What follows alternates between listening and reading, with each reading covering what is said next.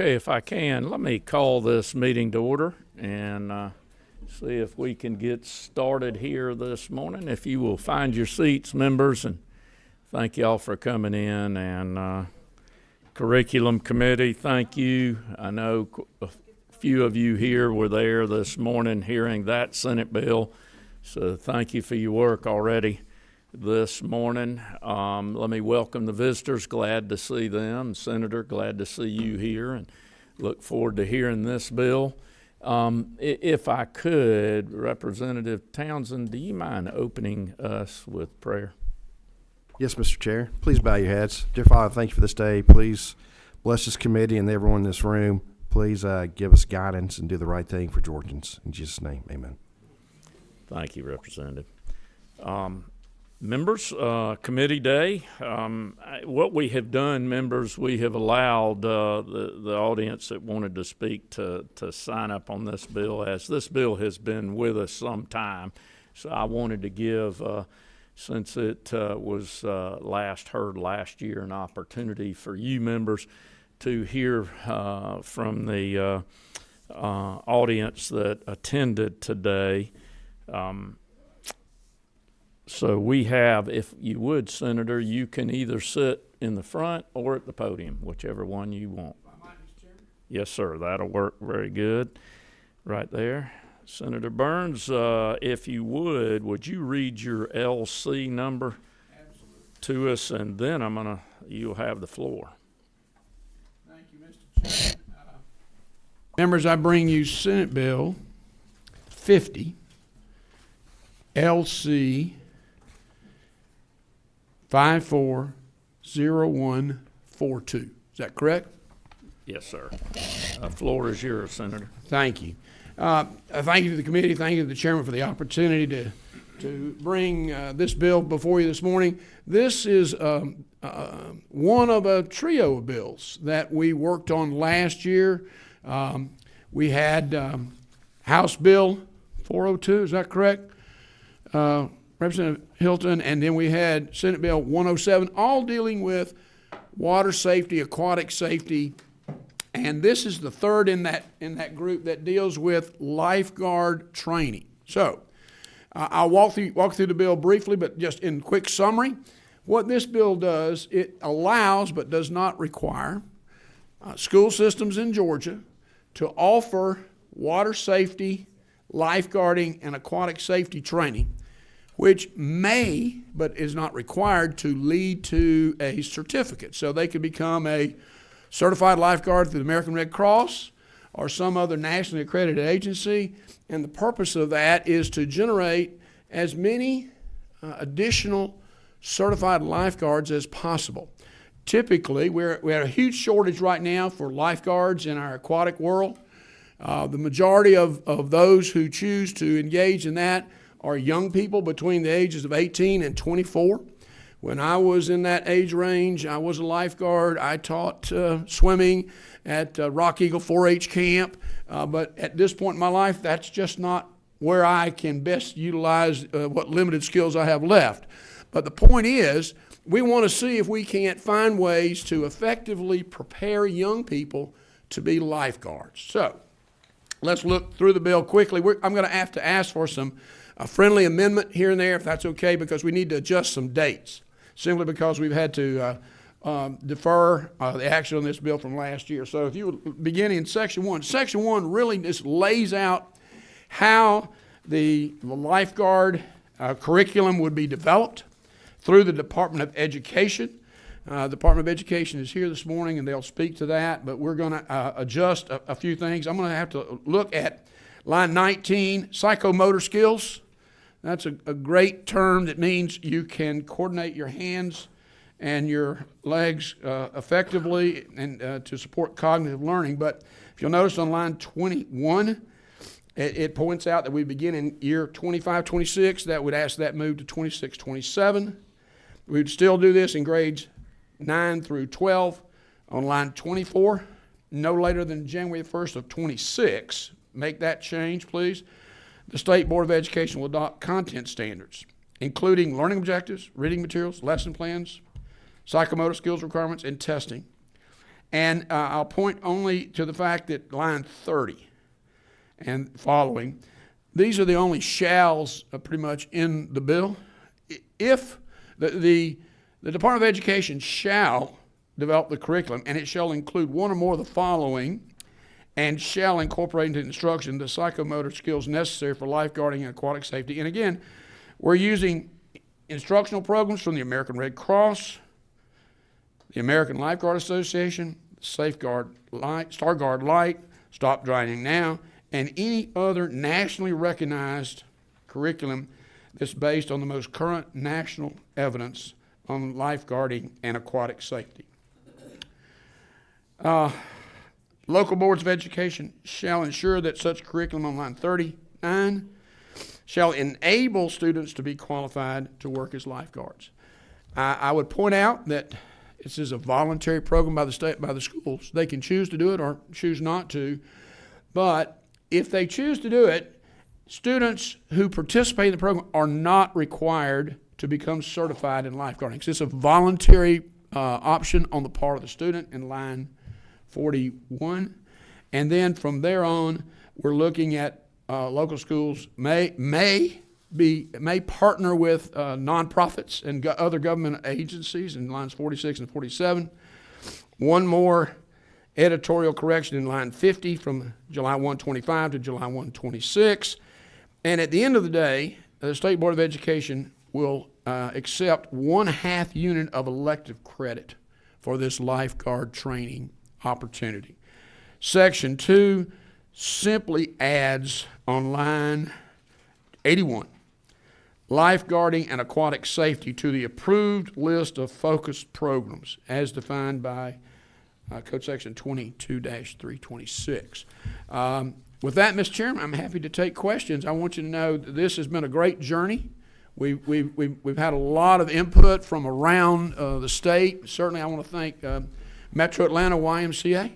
They've been heavily involved in this, as well as the Red Cross and a host of other organizations. But at the end of the day, the objective of this legislation is to prepare young people to provide certified lifeguard skills to a population that needs those services. So, are there any questions? Well, Mr.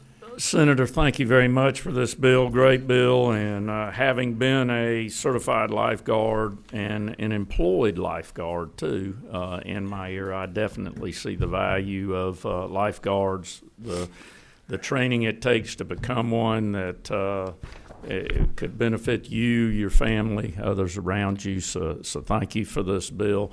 We do have a list of folks to speak. We also have quite a few questions, Senator, Sure. if you would take those. We'll take questions first. I'll try to get them in order here. Vice Chair. Thank you, Senator, for bringing this bill. And I just want to applaud you for your passion around water safety and the efforts that you and I have done will hopefully save several lives here in Georgia. I have a son who was a lifeguard in between his freshman and sophomore years, and just recounting that experience, it was difficult to find training. It was expensive, and there, like you said, there is a dearth of lifeguards available out there, and so I think this will provide more and increase safety around the water. So I look forward to supporting this bill. Thank you for bringing it. Thank you, Representative Hood. Who's 25? Is that you, Representative Townsend? Yes, sir. Thank you, Senator. I like this bill too, and talked to a few people about it. Just a couple of questions, kind of clarification. Sure. So something like this, when you stick this, would it be, I guess, system decision, like a half a credit, like in a PE course, or a zero Correct. period, like before or after school, if they want to teach something like that? Correct. And would the outside person come in and teach it? It could be an outside person. It could be an instructor from the school. As you note, it's not as common, but that we have a number of advanced swimming programs in our secondary educational environment in Georgia. We have some very competitive swimming teams and swim competitions. When I was at Gordon State College, we hosted any number of those. And so what you find is that those young people are very proficient in swimming, and it's a natural for them to become certified lifeguards because they can stay in that aquatic arena. But at the end of the day, the school has the option of conducting that training themselves or partnering with an outside entity who has the qualifications. I think the most important thing is they must have the qualifications to provide that certified Yeah. lifeguard. So this bill would make sure they could do that. Yeah, I just want to make sure it was Yeah, absolutely. solid Let where me they see could if I do can that. find And then the line reference on that. second question would be, I know you can already do this with waivers, so I assume this would kind of solidify it with DOE to make sure it's an offering or whatever else. That's correct. So you could, although I'll be candid, I'm not aware of the waiver request. I think the objective of the bill is to highlight the opportunity and to encourage appropriate systems to take advantage of it and benefit their communities for sure. Yeah, a lot of schools use some either type of charter waiver or strategic waiver, and that would allow them this, but I think this would even go further than that, and with the help of DOE, make that available. I agree with you, Representative. I appreciate that. If you look on lines 63 and following through 81, you see quite a large number of focused programs of study, and this would just be an additional focused program that the Department of Education would endorse and support. Okay, thank you. Number 11, Representative Wilkinson. Thank you, Mr. Chairman. I guess two questions. I guess is the intent that when someone finishes this class that they would be certified or they would be eligible to be certified? They would be eligible to be certified, and they could be certified if they so chose. So that I could take this class, I could say I'm going to complete the course, but I do not wish to complete the certification. So the certification is a separate. They're prepared for certification, and they could be certified if they choose. Okay, and then the second last question is I'm just trying to think how logistically this works, because all of the other items that are listed on the lines you referenced can be done in a classroom setting. So how is a student going to leave the school to get to the aquatic center? Are you going to create disparities, for one? And then two, if the intent is to get lifeguards, why don't we just say schools can offer lifeguard courses and call it a day? I don't know. I mean, my concern is that we're creating something that I don't know logistically how it works. And both my kids are lifeguards, so I get it. Thank you for that. I would say that if the school does not have its own aquatic facilities, and most would not, but those who do not have aquatic facilities, they can partner with a nonprofit. They could partner with a government agency. For example, I was president of Gordon State College. We had an aquatic center. We partnered with local schools to come in and use our aquatic center at virtually no cost. And we hosted meets and we hosted various activities. So you can go to a state university or a technical college, your local YMCA, even an association, an apartment association that might have an aquatic facility if they so chose to partner with the school. So we've tried to open it up to make sure that... Do you have any partners yet? Because I'm just curious how it works my biggest logistically. partner is right behind me. It's called the Atlanta Metro YMCA. Okay. And I want you to know how much they have done in the area of aquatic safety. The Metro Y has been a leader in water safety throughout the metro area and have taught thousands and thousands of Georgians to swim and have a comfort level of the water so they're safe and their families are safe. Okay, we thank you for those questions and answers. Number 17, is that Representative Lacy? You're up. Thank you so much, Chair. I appreciate this bill. I'm originally from New Jersey. All our schools had pools, and we were required as PE to pass swimming and all of that. You couldn't even get out of high school without water safety and passing. So I know how important this bill is and how it will affect our future generations if we keep doing something as awesome as this. My only concern is when I look back at dual enrollment in my area, I can't get enough kids to really take advantage of it because of transportation. And so I'm wondering if we partner, and I love the Metro Y, my husband works there and we love them. How is there a possibility of thinking through how we could help students who lack the transportation to get to a third-party facility? I'm just wondering if we thought about it. I think it's a very honest question. I think that's a challenge. Transportation is always a challenge. I would hope that local boards of education would look for ways to provide those services. If they did not have an aquatic facility on site, if they were going to utilize an alternative site, that they would provide the transportation that was necessary to access that site. And over time, if this program can expand, I'm hopeful that we'll see more and more schools take advantage of it, which I would hope would bring down any of the overhead burden with transportation. But you are correct. Just mobility is a challenge for between locations. I don't know. I'm just asking the question, is there an opportunity maybe to come back and think through how we could use some funding to help, particularly rural school districts, to help students get to the third-party facility, just to make sure that we have some equity. We want all folks in Georgia, our young people, to have this opportunity. It's a great bill, and thank you for bringing it. I will acknowledge the fact that I live in a rural part of the state, and in my county, the local school system has no aquatic facility. Closest aquatic facility is 40 miles away. It's a YMCA in Waynesboro, Georgia.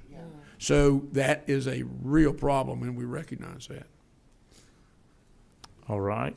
Let's go to a couple I think would be good for members to hear. We have 3 people signed up to speak here. If I could, let me call them up to the podium here. First one on the list, Charlotte, is it Davis?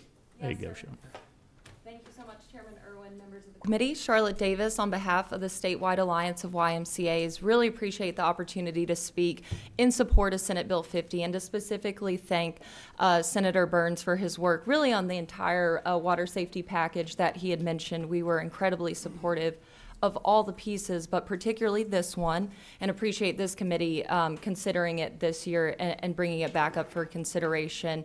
A couple of things, and there's already been great discussion around this, but the YMCA, which Senator you know well, is the Metro Atlanta Y is a member of, but it's also, there are Ys across the state in the Alliance, and appreciate your support of all of those. I know you were actually able to attend the Atlanta Y's drowning prevention event in January, and really wanting to be in partnership with the legislature. We see this as kind of the next step of doing that and addressing this. We hear all the time from our YMCAs that it's great to have swim teams and water safety, but the challenge is actually getting qualified students in a pipeline to come and be lifeguards. And so this, being permissive, is a really good step towards that.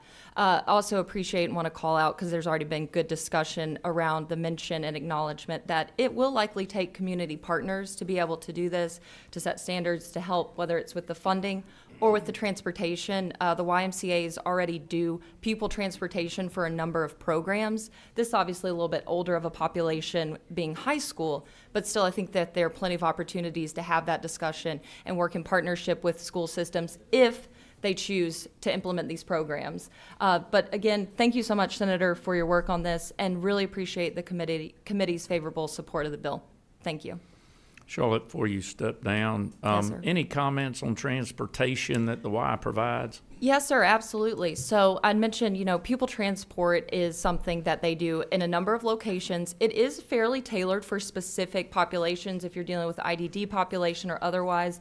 One thing that we're very supportive of that's in the governor's budget and moving through the process right now, hopefully we'll receive your support on the floor tomorrow, is additional funding for pupil transport that flows through DOE, but the Ys in certain capacities for programs are able to take advantage of those dollars. It's no different than partnering with the school system on this initiative or any others. I think we could kind of use that model to look if there are a number of school systems, particularly in areas if your aquatic center is 40 miles away, there's going to have to be a third party that likely steps in. And the Ys would love to be able to do that and do have a bit more flexibility in being able to do that as a community partner. And of course, we can provide more specific information on pupil transport if that's of interest. Great. Well, thank you for your comments, and thank you for what the Y does for our community, too. Absolutely. Educate. Thank you all so much. Let's next up, I believe, is Michaela. I'm gonna sit if that's okay. Okay. Hello, y'all. My name is Michaela Arciaga, and I know I've sat in front of this committee several times, but I'm actually here in my personal capacity because I don't know that many of you are aware of this, but I've been a swim coach for the last 8-ish years. I started a high school team in Jacksonville, Florida, where we did not have a pool on campus, and we had to partner with the county to be able to get access to a county pool. And then I also coached swimming in Atlanta. I coached at the Buckhead Carl Sanders YMCA. I coached at Maynard Jackson High School. And I also coached summer swimming at Inman Park with one of my colleagues who's also going to speak to y'all today and knows a lot about trying to get access for kids who otherwise don't have access to swim teams. A few of the things I'd like to address, in addition to the additional transportation funding, there is a bill that this committee passed out unanimously that would allow for flexible transportation. It is in rules in the Senate right now, sponsored by Chairman Perkle, that would allow more flexible transportation and could apply to the transportation of students for swimming. I also am very supportive of that bill because my team did not have a pool on campus, and we had to take a gigantic yellow school bus through the suburbs of Grant Park in those teeny tiny single lane streets during rush hour. And so having more flexible transportation options to make swimming more accessible to our students is a very valid concern. But what I will say is that those of us who run teams and who are invested in swimming in Georgia have always found a way. And that's disadvantaged schools, that's advantaged schools. We work with our cities, we work with our counties. And while there are challenges with transportation, that's true in a variety of ways. But I do think the flexibility offered in this bill would allow for us to address some of that, as well as some of the other bills we know are moving on the other chamber. Just to encourage you to, Chairman Burns. The other thing I would just like to share is that one of the biggest challenges we face to be able to have practice is not having lifeguards. I had to be certified as a lifeguard in order to have practice a lot of the time because the company that we contracted with was not always able to staff our pools. I think it was over 240 vacancies for lifeguards in the YMCA's last year alone. Which is not just a labor issue, it's also a safety issue, right? Our pools are places where our kids go in the summer to do something that is productive and healthy and fun for them. And the better staffed those pools are, the safer and more supportive and available those spaces are. It also offers a great opportunity for our kids to start working in high school. I know a big focus of this body has been labor development. Kids can get certified at 15 and they make well over $10 an hour being lifeguards when they start getting into leadership. I had several of my swimmers pursued lifeguarding so that they could help support our team. They had to pay out of pocket to get that certification, unfortunately, because we weren't able to offer it to them as a program with our school. But because they got that certification, they worked as lifeguards in the summer. Many of them took on managerial roles and then came back and helped support our team in the fall and spring and continue lifeguarding as college students now. And so I hope that y'all will support this bill. I know that there is very valid criticisms of the concerns for infrastructural supports for this. But again, I'm hoping there's some incentive to create more flexibility within our public districts to be able to provide a really needed resource for our larger communities as well as our students. So happy to answer any questions, but I have someone who, again, knows navigating this system much better than I do and would be great for answering your questions as well. You do have Okay. one question, Representative Wilkinson, I believe. Yeah, thank you, Mr. Chairman. So where in the bill does it say that someone will be actually certified? Because I think you're still going to run into a case where someone takes the class, but they're still going to have to go to the Red Cross or whatever to get certified under this bill and pay for it. So there's two parts to the process, right? You do the training. So actually you can do a virtual preparation and training to learn all of the conceptual knowledge, and then there is a physical tested aspect to it. That's the part where more of the coordination would need to happen. So a lot of our students could learn these skills, and then it behooves the school to then pursue an option for them to get the physical testing, which again can be a one-off. So if you are in a situation where you have a 40-mile commute, that can be a field trip that's prepped for a class, for a physical health class. The other aspect of this is that much of lifeguard certification overlaps with first aid certification requirements. And so even if they're not getting that full lifeguard certification, they are getting much needed health and safety skills that they can apply in other ways. So even if they don't get the full lifeguard certification, if it's not possible to get that physical test completion, which again, I still think is navigable even for most districts as a one-off test day or even two opportunity to do one each semester, right? There's opportunities to do that. And I think the flexibility to be able to work with nonprofits, Red Cross has been really flexible with a lot of our organizations to help support kids get their final testing if they are not able to complete it in the normal course of their I don't know what to call it, the informational coursework, right? So there's a time limit after you finish that informational coursework. If you're not able to get the physical test immediately after finishing that coursework, there is, I forget the exact amount of time following, but it's a much wider window than just like even a normal classroom semester. So that they can go and do the physical test. I know that the YMCA offers these like physical test days. It's more common in the metro area that they do that, but they do offer also these like one-off days where you coordinate with a local pool and they do a large almost batch of folks pursuing the certification all at once. And those happen all around the state. And so what's available through this bill would be that school districts can work with their local municipalities to coordinate those days and ensure that students have access to those days as well. So am I wrong in thinking that a simpler version would be, instead of having DOE do something that's not their wheelhouse, just say that school districts can partner with local pools or nonprofits to provide life-saving courses and life certification? Because I don't know what this is going to do, because I know in Cobb, for example, we have two YMCs that I'm aware of, and that one is in East Cobb and one is in North Cobb. Neither one of them are in my areas that I represent, which is the southwest part. So getting to either one of those is going to be extremely difficult for schools, especially during the school day. Right. So if we're going to give school credit, the schools in East Cobb will have an advantage over the schools in the other parts of the county when it comes to providing that learning experience.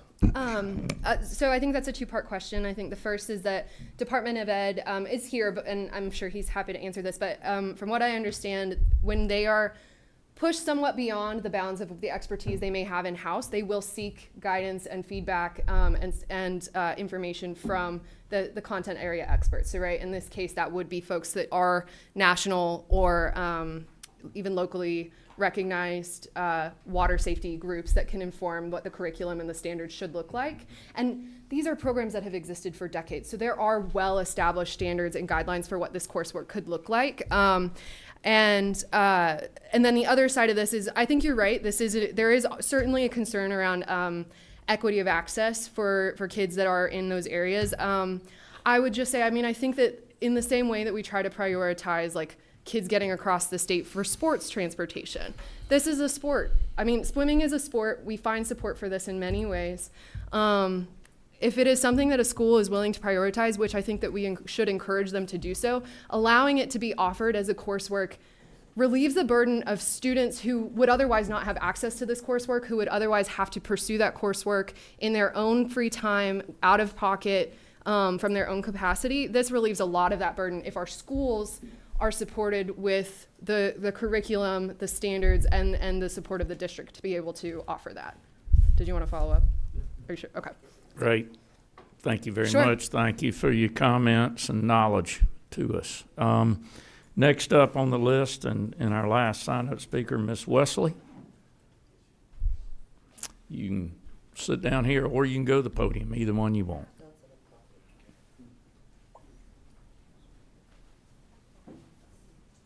Good morning.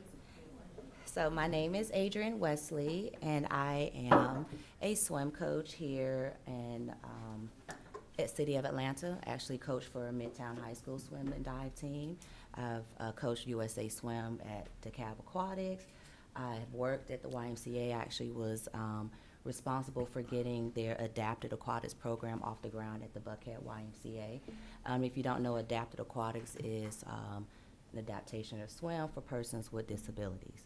The great thing about the lifeguard bill. Thank you so much. We've actually been battling this bill for about, battling this conversation for like 8 years now, between Atlanta Public Schools and the city of Atlanta. And so a good thing that we did partnership with them to answer, these are not my notes, but I'm answering all the questions. So what we did this year, between last summer and this summer, is we created a partnership with Atlanta Public Schools, and our students from Atlanta Public Schools was able to go over to the city of Atlanta and get lifeguard certified to then staff the pools, because last year it was a major pool shortage, or the years before it was a major pool shortage. So this year is what they did. So what they've done, if you go to the Parks and Rec's website, and then the city in the Atlanta Public Schools website, you'll go in the athletic department and you'll see where the city of Atlanta has come and they've opened up weekends. So like once a weekend per month, they've allowed the students from from Atlanta Public Schools to come in and take free lifeguard certification classes so that they're able to staff them. They did make the pot suite for them where they start their hours, I think, at $17 an hour for a lifeguard. And what that does is it staffs the pools, it gives the pools more safety, as well as it helps cut down on things that happen during the summer. You think about a lot of idle time creates mental health concerns that are rising, as well as tackle the violence, because if kids have something to do, they're actually doing something productive, then they will less likely get into other things, right? Also, with lifeguard comes having a responsibility, and you create a level of empathy and responsibility and concern of others, because you are there to protect and serve, pretty much, right? And why that's great is because as a lifeguard, there are things that you have to consider. And so if you look at a teenager, you're now asking a teenager, let's think outside of yourself, because we know they can have that ego thing going on at that age, but now you think outside of yourself. And now you look at the pool and you see everyone that's there. If you're looking at an elderly person, they need some type of accommodation. You need to know how to work that chair or work that, help them get the ramp. And you need to be able to recognize that you need to help them. And then you go into where you get to persons with disabilities. You need to be able to recognize people who have disabilities, autism, and other related cognitive disabilities that aren't necessarily physical, that you can absolutely see. So I have a nonprofit called Sensory H2O, and my nonprofit focuses on working with children with disabilities, in particular autism, because autism is the number one drowning, honestly, is the number one cause of death amongst persons with autism. So now you give a person with autism, you teach them how to swim, and they can now become a lifeguard. I would trust a person with autism to be a lifeguard because, one, I know they're hyper-focused, right? So if they have to measure chemicals, if they have to look around, you give them a job, they are going to do it. You have organizations and big companies like Microsoft and Google that have departments that they want persons with autism or ADHD or any cognitive, what we would consider disabilities, differences. They want them to work in their organizations because they understand how well tailored they are, and they have the need to make sure that things are right. So now you give them a skill. They can also join the teams. They can be able to be in an inclusive setting, so they don't always, and it's that only sport. You think about a person who have a disability, is probably not a good idea to go play football, right? And then basketball, you have basketball, wheelchair and all, but you look at swim, you can literally come and swim and just jump in the water like everybody else and do your thing and be successful. And we have many stories like that. So what Sensory H2O does is we actually combined with City of Atlanta, APS, Morehouse Spelman, Emory, and we work with the students to teach them lifeguarding and also teach them the skills, the students who are going to go into occupational therapy, physical therapy, education, and the first step at learning that empathy and understanding is now we get in the water and, you know, we show you this skill and you're able to help persons. And that's a life skill. So that's the skill that once you learn that skill, you're going to always have that skill that gives you access to all types of, all the other aquatic sports, and then just activities that happen. So now back to the barrier question. I want to answer that about transportation. Ms. Wessel, let me state this to you. We lose this room at 11 o'clock. Oh, okay. Folks, so if we don't get there real quick, we're not going to get this All right, you just asked so many And questions Senator, and I had some answers. Do you want the answer to the transportation? Yes. Okay, so, right, transportation is a major barrier, and so what we've had to do is that's the partnerships come into play. And that's where we get the buses to be able to say, okay, let's ship us over to Washington Park or Roselle Fan or whatever the local places are, and the kids are able to use the hub at the schools as they're already there, and we make sure that they get to the location and back. So All that's right, it. members, excuse me, you are asking questions now. Do know that we have 9 minutes to get this done, and we probably have an amendment. Excuse me, Ms. Wesley, thank you very much. Appreciate your time and your efforts down here and what you do for our young people here in this state. First one up on questions, members. Number 21, that's you, Vice Chair. Thank you, Mr. Chair. At the appropriate time, I'd like to make a motion to pass. Let me entertain 2 questions, and then I'll come back to you. Thank you. Very quickly, Representative Evans. Thank you, Mr. Chair. And my question was about transportation. I mean, you said that you provided, but I guess since you're a nonprofit, you can use the small, you don't have to use the big yellow school buses, right, for transportation? I would. Yeah. So I'm just I guess I was just thinking about that, and I wanted to point that out, that the nonprofits can use the smaller. So that I certainly agree that I hope that this flexible transportation bill will pass out of the Senate. But that is another potential help to school systems that decide to do this if they're working with local nonprofits. Maybe the local nonprofits can have transportation, like minivans. They don't have to use the big yellow school buses. Thank you. Number 12, and this is going to be the last one I take. Number 12, Representative Howard. Thank you, Mr. Chairman. I was going to tell my lifeguard story, but since we don't have time, I won't do that. All right. Yeah, thank you, Representative Howard. All right, Vice right. Chair, now's Oh, quick question. Did I understand that the Atlanta school system already have this in place? So the thing is that Atlanta Public Schools, so the way that this would work is that Atlanta is dependent on the city of Atlanta. APS is dependent on the city of Atlanta to offer the courses and the certification.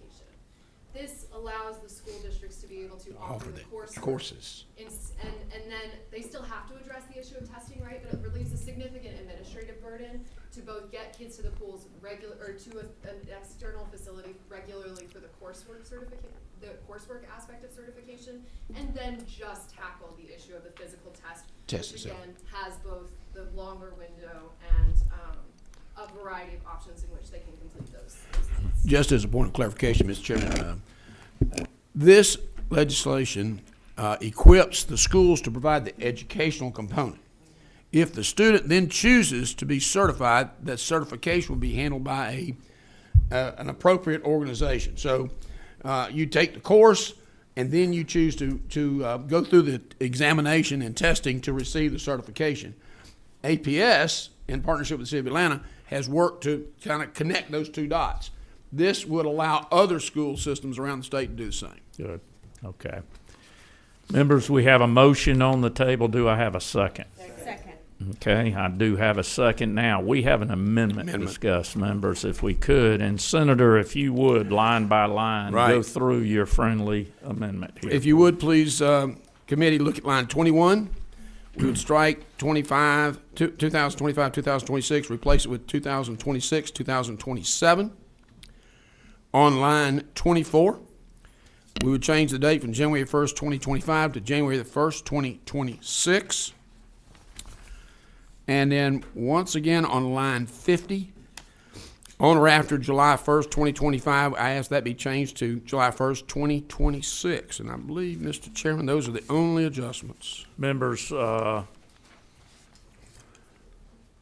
Chairman, I'd like to make a motion to amend line 21 to change to 2026 to 2027, line 24 to change to 2026, and line 50 to change to 2026. okay, we have a motion and we have a second. We're going to vote on these changes. Is everyone clear on the changes and the dates? Okay, all in favor say aye. Aye. All opposed on this amendment, like sign. Okay, that amendment carries. I believe we are now going to make our timing, which is very good, members. We have a motion and a second on the table for this bill. All in favor, say aye. All opposed, like sign. We have, no work. You, Bill Carey, Senator. Thank you. Thank you very Thank much. Mr. Chairman, I've asked Representative Hagan to carry this bill in the Okay. House for me, and I appreciate that. I was going to ask that questions. Members, thank you for this morning in the curriculum subcommittee and this one here. Know that this is time of the year with these senators in front of us that we have our opportunity to treat them good. So let's continue you're too to kind. treat them good. Thank Thank you. Thank you, members. Thank you.